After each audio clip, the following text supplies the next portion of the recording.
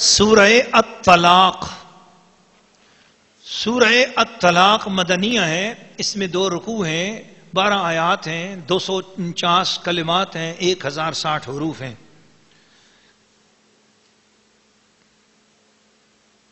سورہ بقرہ کے بعد سن 6 ہجری میں یہ نازل ہوئی.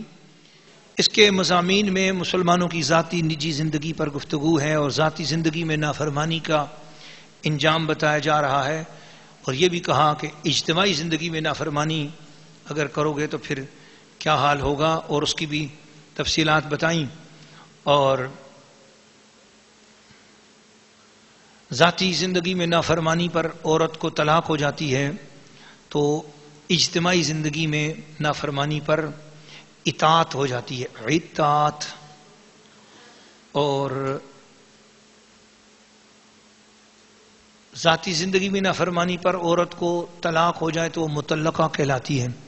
اجتماعی زندگی میں عورتیں اگر اللہ کے دین کی مخالفت کریں گی، اللہ کے محبوب کی گستاخ ہو جائیں گی، یا صحابہ کی بے ادب ہو جائیں گی، یا اولیاء اللہ کی اہل بیت اطہار کی بے ادبی کریں گی، یا قرآن مجید کی بے ادب اور گستاخ ہو جائیں گی، یا دین کے بعد معاملات میں اپنی مرضیاں چلانے لگ جائیں گی، تو پھر وہ مخصرہ ہو جائیں گی. ادھر مطلقہ گھر کے اندر اپنے شوہر کی نافرمانی کریں گی اور اس سے جب چھوٹیں گی تو مطلقہ کہلائیں گی.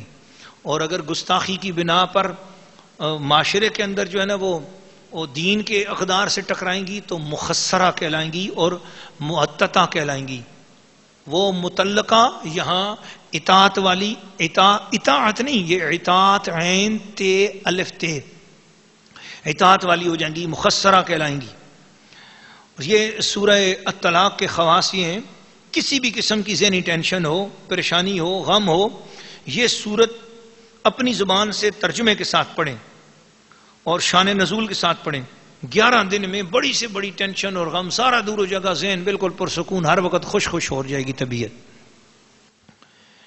سورہ الطلاق پہلا رکوع نمبر 1 تلاوت. بسم اللہ الرحمن الرحیم، اللہ کے نام سے شروع جو نہایت مہربان رحم والا.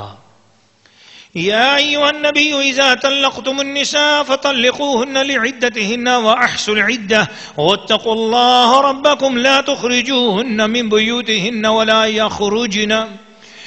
يخرجن إلا أن يأتين بفاحشة مبينة وتلك حدود الله ومن يتعد حدود الله فقد ظلم نفسه لا تدري لعل الله يحدث بعد ذلك أمرا فإذا بلغن أجلهن فامسكوهن بمعروف أو فارقوهن بمعروف وأشهدوا ذوي عدل منكم وأقيموا الشهادة لله ذلكم يوعظ به من كان يؤمن بالله واليوم الآخر ومن يتق الله يجعل له مخرجا ويرزقه من حيث لا يحتسب ومن يتوكل على الله فهو حسبه إن الله بالغ أمره قد جعل الله لكل شيء قدرا.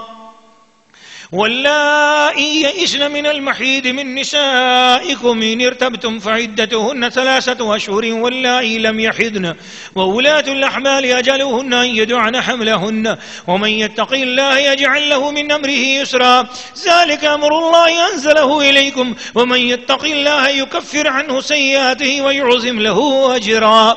أسكنوهن من حيث سكنتم من وجدكم ولا تضاروهن لتضيقوا عليهن وإن كن أولات حمل فأنفقوا عليهن حتى يضعن حملهن فإن أرضعن لكم فآتوهن أجورهن وأتمروا بينكم بمعروف وإن تعاسرتم فسترضع له أخرى لينفق ذو سعة من سعته ومن قدر عليه رزقه فلينفق مما آتاه الله لا يكلف الله نفسا إلا ما آتاها سيجعل الله بعد عسر يسرا. سورہ الطلاق مدنیہ. ترجمہ رکوع نمبر 1 ترجمہ کنز الایمان. اے نبی جب تم لوگ عورتوں کو طلاق دو تو ان کی عدت کے وقت پر انہیں طلاق دو اور عدت کا شمار رکھو اور اپنے رب اللہ سے ڈرو. عدت میں انہیں ان کے گھروں سے نہ نکالو اور نہ وہ آپ نکلیں مگر یہ کہ کوئی سری بے حیائی کی بات لائیں. اور یہ اللہ کی حدیں ہیں اور جو اللہ کی حدوں سے آگے بڑھا بے شک اس نے اپنی جان پر ظلم کیا. تمہیں نہیں معلوم شاید اللہ اس کے بعد کوئی نیا حکم بھیجے تو جب وہ اپنی میعاد تک پہنچنے کو ہو تو انہیں بھلائی کے ساتھ روک لو یا بھلائی کے ساتھ جدا کرو اور اپنے میں دو سکہ کو گواہ کر لو اور اللہ کے لیے گواہی قائم کرو. اس سے نصیحت فرمائی جاتی ہے اسے جو اللہ اور پچھلے دن پر ایمان رکھتا ہو اور جو اللہ سے ڈرے اللہ اس کے لیے نجات کی راہ نکال دے گا اور اسے وہاں سے روزی دے گا جہاں اس کا گمان نہ ہو. اور جو اللہ پر بھروسہ کرے تو وہ اسے کافی ہے. بے شک اللہ اپنا کام پورا کرنے والا ہے. بے شک اللہ نے ہر چیز کا ایک اندازہ رکھا ہے. اور تمہاری عورتوں میں جنہیں حیض کی امید نہ رہی اگر تمہیں کچھ شک ہو تو ان کی عدت 3 مہینے ہے. اور انہیں جنہیں ابھی حیض نہیں آیا اور ان کی جنہیں ابھی حیض نہ آیا اور حمل والیوں کی میعاد یہ ہے کہ وہ اپنا حمل جان لیں. اور جو اللہ سے ڈرے اللہ اس کے کام میں آسانی فرما دے گا. اور یہ اللہ کا حکم ہے کہ اس نے تمہاری طرف اتارا اور جو اللہ سے ڈرے اللہ اس کی برائیاں اتار دے گا اور اسے بڑا ثواب دے گا. عورتوں کو وہاں رکھو جہاں خود رہتے ہو اپنی طاقت بھر اور انہیں ضرر نہ دو کہ ان پر تنگی کرو. اگر حمل والیاں ہوں اور اگر حمل والیاں ہوں تو انہیں نان و نفقہ دو یہاں تک کہ ان کے بچہ پیدا ہو. پھر اگر وہ تمہارے لیے بچہ کو دودھ پلائیں تو انہیں اس کی اجرت دو اور آپس میں معقول طور پر مشورہ کرو. پھر اگر باہم مذائقہ کرو یعنی دشوار سمجھو تو قریب ہے کہ اسے اور دودھ پلانے والی مل جائے گی. مقدور والا اپنے مقدور کے مقابل نفقہ دے اور جس پر اس کا رزق تنگ کیا گیا ہے وہ اس میں سے نفقہ دے جو اسے اللہ نے دیا. اللہ کسی جان پر بوجھ نہیں رکھتا مگر اسی قابل جتنا اسے دیا ہے. قریب ہے اللہ دشواری کے بعد آسانی فرما دے گا.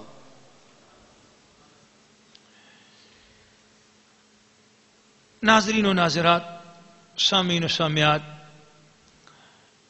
سورہ الطلاق مدینہ شریف میں مسلمانوں کی جب فیملی سسٹم بڑھ گیا تو معاشرے کے اندر خاوندوں بیویوں کے درمیان تھوڑی سی اونچ نیچ کی باتیں ہونا شروع ہوئیں. تو اس وقت بہت سارے ایسے معاملات آئے تو مسلمانوں کے ذاتی اور گھریلو معاملات کے حوالے سے بھی اللہ پاک نے اس قرآن مجید کے اندر احکامات نازل کیے.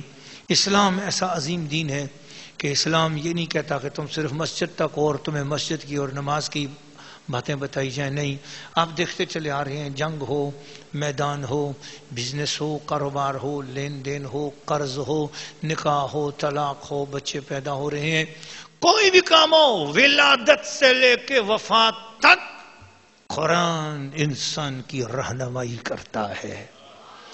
بلکہ قرآن کی سورہ ملک تو وہ ہے جو وفات کے بعد قبر تک بھی ساتھ رہتی ہے.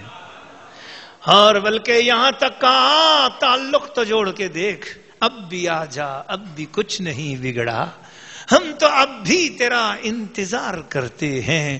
قرآن یہ بولتا ہے کہ اگر کوئی شخص 100 سال کا بوڑھا بھی ہو جائے یا کوئی عورت 100 سال کی بوڑھی بھی ہو جائے، حدیث شریف میں آتا ہے قرآن سیکھنا شروع کر دے.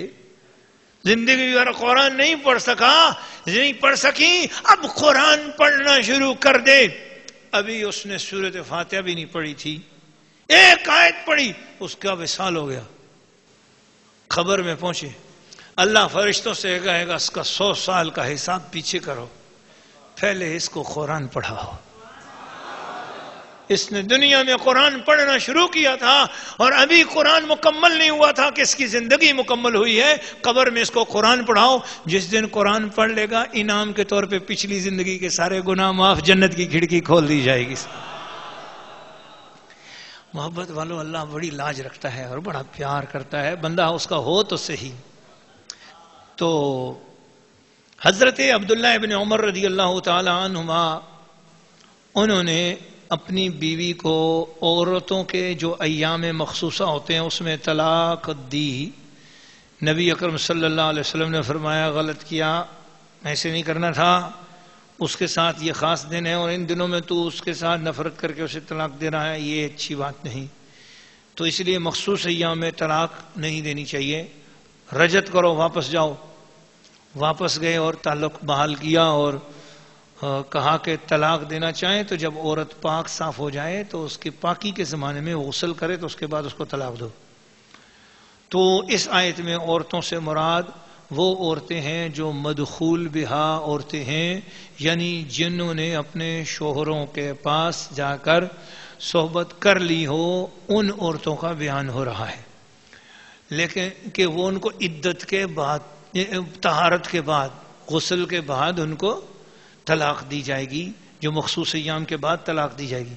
لیکن غیر مدخول بہا عورت پر عدت نہیں ہے. مدخول بہا عورت جو ہے اس کو طلاق ہوئی تو پھر اس کی عدت پوری ہوگی. لیکن غیر مدخول بہا وہ عورت کہ جس کی شادی ہوئی مگر خلوت صحیحہ نہیں ہوئی اور صحبت نہیں ہوئی ہے تو اس پر کوئی عدت نہیں ہے. باقی تینوں قسم کی عورتیں جو ذکر کی گئی ہیں انہیں ایام نہیں ہوتے تو ان کی عدت حیض سے شمار نہ ہوگی. مسئلہ یہ ہے کہ غیر مدخول بہا کو حیض میں طلاق دینا جائز ہے. اگر کوئی غیر مدخول بہا ہے، ایسی عورت ہے جس کے ساتھ شادی ہوئی مگر ابھی اس کے ساتھ خاوند نے حق ادا نہیں کیا تھا تو اس کو طلاق دی ہے، تو اب وہ عورت اگر ان دنوں میں حیض والی ہے تو بھی اس کو طلاق ہو جائے گی، کیونکہ یہ حیض والی جو شرط ہے یہ شادی شدہ کے لیے ہے، صحبت والی کے لیے ہے. لیکن جو عورت جس کی رخصتی نہیں، مطلب جس کی صحبت اپنے خاوند سے نہیں ہو سکی ہے تو اس کے لیے حیض کے اندر بھی طلاق دینا جائز ہے. اس آیت میں جو حکم دیا گیا ہے اس سے مراد ایسی مدخول بہا عورتیں ہیں جن کی عدت حیض سے شمار کی جائے، انہیں طلاق دیں جس میں ان سے جماع نہ کیا گیا ہو، پھر عدت گزرنے تک ان سے تعریض نہ کریں. اس کو طلاق حسن کہتے ہیں. اور طلاق حسن غیر موتوعہ عورت وہ عورت جس کے ساتھ شوہر نے خاوند بیوی والا تعلق جس کا اختیار نہ ہوا ہو، یعنی جس سے شوہر نے قربت نہ کی ہو اور اس کو ایک طلاق دینا طلاق حسن ہے، خواہ یہ طلاق حیض میں ہو. اور موتوعہ عورت اگر صاحب حیض ہو تو اسے 3 طلاقیں ایسے 3 طہروں میں دینا جس میں اس سے قربت نہ کی ہو طلاق حسن ہے. اگر موتوعہ اس عورت کو کہتے ہیں جس کے ساتھ شوہر نے ہم بستری کر لی، وہ صاحب حسن ہے، تو اگر موتوعہ صاحب حیض نہ ہو تو اس کو 3 طلاقیں 3 مہینوں میں دینا یہ طلاق حسن ہے. یعنی اس کو 1 طلاق دو، پھر اس کے اگلے غسل کا انتظار کرو، جب وہ اگلے حیض کر لے گزار لے اس کے بعد پھر اسے دوسری طلاق دو، پھر وہ اپنا وقت گزار لے 1 مہینہ پورا، تو اس کے بعد تیسرے مہینے کا جب وہ غسل کرے تو اس کے بعد اس کو تیسری طلاق دو. یہ طلاق دینے کا اللہ تعالیٰ نے جو طریقہ دیا ہے وہ یہ ہے، یہ طلاق حسن ہے. البتہ وہ لوگ جو بالکل بیہودہ اور بیہودگی کے ساتھ اپنی بیویوں سے جس وقت لڑائی شروع کرتے ہیں تو فوراً 3 طلاقیں جو کٹھی دے دیتے ہیں، یہ بہت بری بات ہے. اور ایسے شخص کی روزی میں بھی 80 حصے کمی کر دی جاتی ہے جو کٹھی 3 طلاقیں دیتا ہے. اور ایسے شخص کے معاملات کو تنگ کیا جاتا ہے، اس کے چہرے سے رونق کو اڑا دیا جاتا ہے، اور فرشتے 40 دن تک وہ کوئی بھی نیکی کرتا ہے تو اس کی نیکی نہیں لکھتے کہ اس نے کیوں جو ہے نا 3 طلاقیں کٹھی کیوں دی ہیں. یہ بات ہے.